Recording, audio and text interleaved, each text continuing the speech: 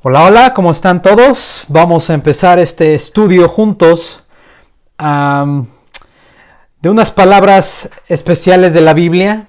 We're going to start this story in the Bible, Leviticus. So this is going to be a bilingual study. This is the thing. I'm gonna speak first in English, and then I'm gonna come into Spanish. I'm gonna try to divide the study on three, so that if you wanna skip the English part and go to the Spanish, you can go to part 2 and immediately start in the Spanish section, which you are gonna know is the second half of the teaching right here. So I'm gonna try to do that. Let's see if it's possible. Voy a tratar de dividir el estudio en tres partes: inglés primero, español segundo, de modo que si tú quieres saltarte la parte en español o en inglés y quieres ir directamente a la parte en español, pues lo puedes hacer y no tienes que esperarte a que se termine todo lo en inglés. Entonces, a ver si funciona, a ver cómo va, pero lo que sí quiero es compartir estos recursos que tengo. Logos Bible Software, entiendo que no es un recurso barato. Yo le he invertido buen dinero para poder tener todas estas herramientas, pero lo padre es que se puede compartir aquí a través de esta enseñanza y puedes mirar cómo las palabras toman sentido cuando las miras en el contexto bíblico. Entonces vamos a empezar con versículo en la Biblia, versículo Levítico 23. We're going to start with Leviticus.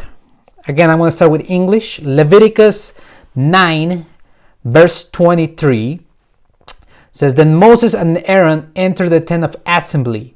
When they came out, they blessed the people, and Yahweh's glory appeared to all the people. No, this is not the one I want to see. I want to see actually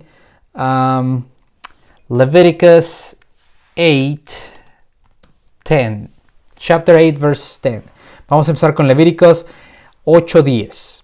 Then Moses took the anointing oil and anointed the tabernacle and all that was in it, and he consecrated them. Now, something that I like to see whenever I'm studying the Bible, I want to see different translations, because it's in the multitude of counselors that we get wisdom. And I'm not a Greek scholar, I'm not a Hebrew scholar, but by looking at the professionals, the translators, I can grasp a better idea of what the actual original text wanted to say. No soy un profesional en el griego o en el hebreo, pero mirando diferentes traducciones puedo darme una idea de qué quisieron decir los escritores originales. Entonces, esta es la Lexham English Bible, which is part of the Logos Bible software. And now this is the NIV. The NIV says, Then Moses took the anointing oil, anointed the tabernacle and everything in it, and so consecrated them. So pretty similar. Let me just make sure that this is the NIV. Yep, NIV and La Biblia de las Américas en español. Basically, they say the same. In the Lexham English Bible and the NIV, I don't see much changes. It's pretty much the same. They use the word consecrated. I want to focus on that word. Básicamente la Lexham English Bible y la NIV dicen lo mismo, pero me quiero concentrar en la palabra que dice consecrated. Y luego en español, Moisés tomó el aceite de la unción y ungió el tabernáculo y todo lo que en él había y los consagró. So, aquí estamos. We're gonna look at this word, consecrated. What is the meaning of the word consecrated? ¿Qué significa consecrated? Consagrar. ¿Qué es lo que significa? En el hebreo, esa palabra aquí la tengo, es, mira, te la voy a decir aquí. Kiddush. Kiddush. Es la palabra Kiddush. Esta palabra aquí, Kiddush, que significa holy, removed from common use, subject to a special treatment, forfeit to this sanctuary. Those are the main meanings of Kiddush. Now, the main translation in the Lexham English Bible is to consecrate. To consecrate comes 127 times. And let's see. Yeah, and we're not gonna check all those quotes. That's a lot for a video. But another one, the next after consecrate, is to regard as holy.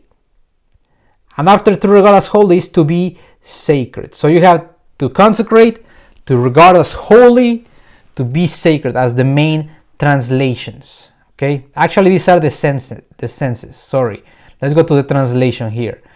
The main translation is again consecrate, consecrated, consecrates, then sanctified, and sanctifying, and then holy. These are the top 3 translations in the Lexham English Bible.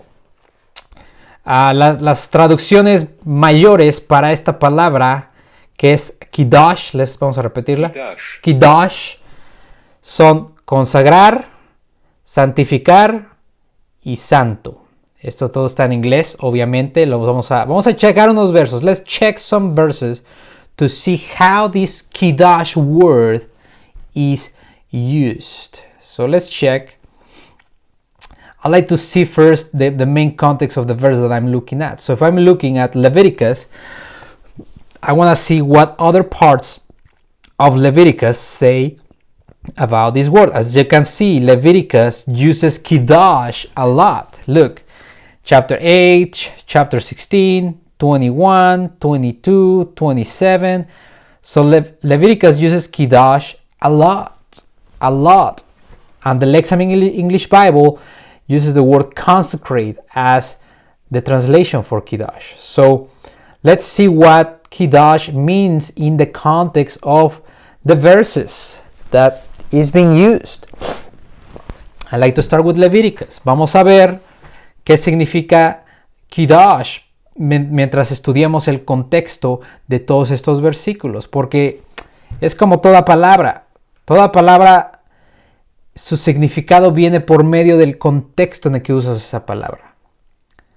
Entonces vamos a ver. Leviticus 8:10 is the verse that I'm looking at. Then Moses took the anointing oil and anointed the tabernacle and all that was in it, and he kiddushed them. I want to use the Hebrew word, so you try to forget about what you see here in English. So you try to see the Hebrew word and how it is being used in the context. The second one, and he spattered part of it on the altar 7 times. Thus he anointed the altar and all its utensils and the basin and its stands to kiddush them. So here you can see that kiddush has this connotation of making them special. Por el contexto de estos versos, tú puedes ver que la palabra hebrea de kiddush te hace pensar que tiene una connotación de hacer los objetos que están siendo kiddush, los está poniendo de una manera especial, como que los está limpiando. Si no tienes la traducción en español, chécate estos versículos en español.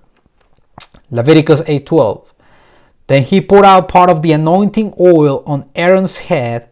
Thus he anointed him in order to kiddush him. So here we see that kiddush can be applied to objects and kiddush can be applied to people. Right? Leviticus 8:15. And he slaughtered it, and Moses took the blood and put it in his finger on the altar's horns all around and purified the altar. Then he poured the blood out on the altar's base. Thus he kiddushed it in order to make atonement for it. We see that kiddush happens after blood is being put. Vemos que kiddush pasa cuando la sangre se activa en los objetos, igual que el aceite, el oil. So oil and blood activate kiddush. Interesting. Then Moses took some of the anointing oil and some of the blood that was on the altar, and he spattered them on Aaron, on his garments, Aaron's sons and his sons' garments with him. Thus he kiddushed Aaron, his garments, and his sons' garments with him. So again, a confirmation, oil and blood, kiddush, Aaron, and the objects that Aaron and his sons were going to work with.